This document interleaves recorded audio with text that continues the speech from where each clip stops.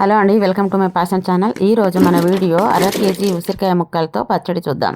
ఇవన్నీ కేజీ కావండి, కానీ నేను అంత మోతాదులో మాత్రం తీసుకుంటాను. ఇంకా వేరే వాటికి ఉపయోగిస్తాను. ఇవి తడి అయ్యేలాగా ఆరబెట్టుకుందాం. 1 గంట 2 గంటలు. 4 స్పూన్లు ఆవాలు, 1 స్పూను మెంతులు, 2 స్పూన్లు జీలకర్ర వేపుకుందాం. ఇవి ఒక పెద్ద గ్లాస్ ఆయిల్ పోసుకుందామండి. 4 కప్స్ ఉసిరి ముక్కలు వేసుకున్నానండి. వేగిపోయాయి, తీసేసుకుందాం. ఒక 4-5 పెద్ద సైజు నిమ్మకాయలు, ఒక టీ గ్లాస్ అంతా రసం కావాలి, అప్పుడే సరిపోతుంది. చింతపండు వేసుకునే వాళ్ళైతే, చింతపండు ఇష్టపడే వాళ్ళు ఒక నిమ్మకాయ సైజు చింతపండు గుజ్జు వేసుకోవాలి. వెలిగించుకున్నాక మంట తక్కువ చేసుకోవాలి. అదే ఆయిల్లో పోపు దినుసులు వేసేసుకోవాలి. స్టవ్ ఆఫ్ చేసుకోవాలి. ఆ వేడిన ఆయిల్లోనే అవి వేగిపోతాయి.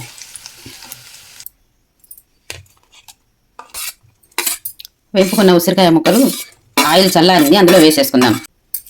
అలాగే 1/2 కప్పు కారం వేసుకుందామండి. సాల్ట్ 1/2 కప్ కంటే కొంచెం తక్కువ. నిమ్మకాయల రసం పొడి చేసుకొని వేపుకున్నాం కదా, ఇంతకుముందు పొడి చేసుకొని పెట్టుకున్నాం. ఆ పొడి అంతా వేసేసుకుంటున్నాం.